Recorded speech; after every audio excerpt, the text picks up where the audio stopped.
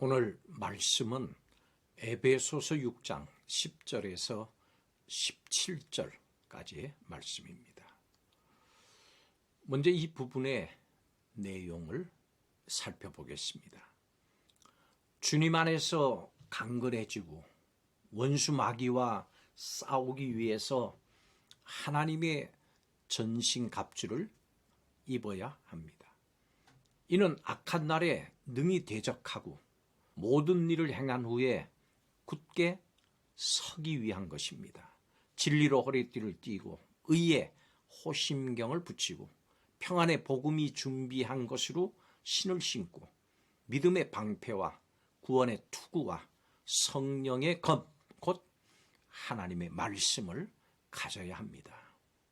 세상에서 믿음을 지키고 복음을 전하는 일은 참 만만치 않은 일이기 때문에 전쟁에 비유할 수 있습니다. 승리하기 위해서는 철저한 준비가 필요합니다. 승리를 위한 준비가 무엇인지 살펴보겠습니다.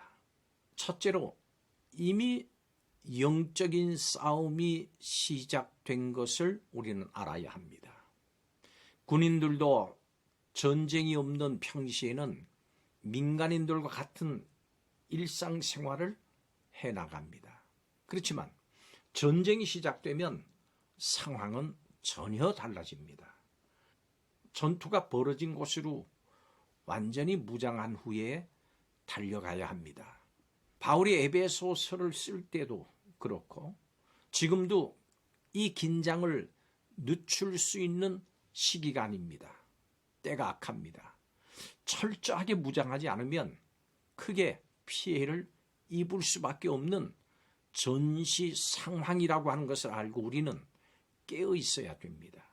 주변에서 들려오는 소식이 교회가 처한 영적 상황을 말해줍니다. 교회를 무너뜨리려고 하는 마귀의 간교한 계획은 지금도 계속되고 있습니다. 우리가 맞서 싸우지 않으면 교회와 신앙을 지킬 수 없습니다. 바로 우리는 이러한 때, 영적인 전쟁의 때에 살고 있습니다. 두 번째는 영적 전쟁을 위해서는 철저한 준비가 필요합니다. 싸움에 이기기 위해서는 적이 누군지를 분명히 알아야 합니다. 그렇지 않으면 싸워보지도 못하고 패할 수 있습니다. 오늘 말씀은 우리의 상대가 악한 영이라고 합니다. 통치자, 권세, 어둠의 세상 주관자와도 같은 표현도 우리의 상대가 바로 만만하지 않다고 하는 것을 말해줍니다. 그렇기 때문에 우리는 하나님께서 주시는 전신 갑주를 입어야 되고 그들을 물리치기 위한 무기인 말씀도 지녀야 합니다. 인간의 힘으로는 악한 영을 감당할 수가 없습니다. 하나님으로부터 비롯된 능력을 힘입어야 됩니다. 이 전신 갑주 중에서 하나라도 소홀히 해서는 싸우기가 어렵습니다. 철저하게 점검을 하고 영적으로 깨어서 싸움에 승리해야 합니다. 마지막으로 전신 갑주의 상태를 철저하게 확인해야 합니다.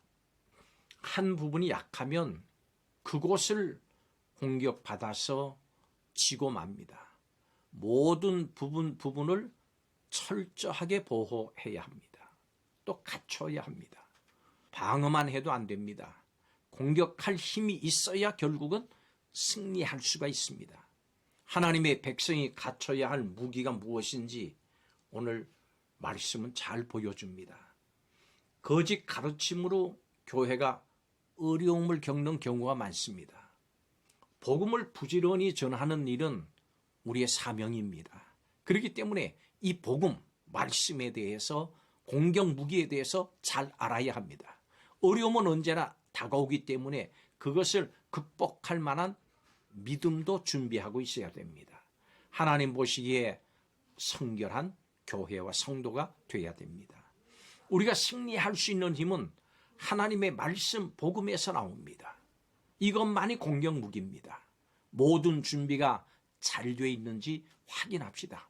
군인은 이동을 할 때마다 전투용 물품이 없는지 있는지 확인하면서 함께 행군을 합니다. 오늘 말씀을 보면 한 개인이 아니라 우리 모두가 하나가 돼서 준비하고 싸워야 한다고 하는 것을 알 수 있습니다. 성도 여러분, 이미 이 영적 싸움은 시작됐고 영적 싸움의 한복판에 우리가 서 있습니다. 게으름과 안이함으로 마귀의 공격에 속절없이 당하는 어리석은 사람들이 되어서는 안 됩니다. 당당히 승리해서 하나님 나라를 선포하는 건강한 교회요 성도가 되어야 됩니다. 기도하겠습니다. 하나님, 저희는 약하지만 하나님의 능력으로 강해질 수 있음을 믿습니다. 마귀의 속임수에 넘어가지 않게 하시고 현실의 온갖 방해 속에서도 믿음의 담대함을 잃지 않게 하여 주옵소서.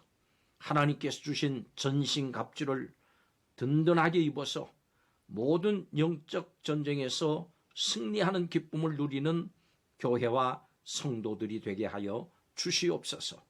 예수님의 이름으로 기도하옵나이다. 아멘.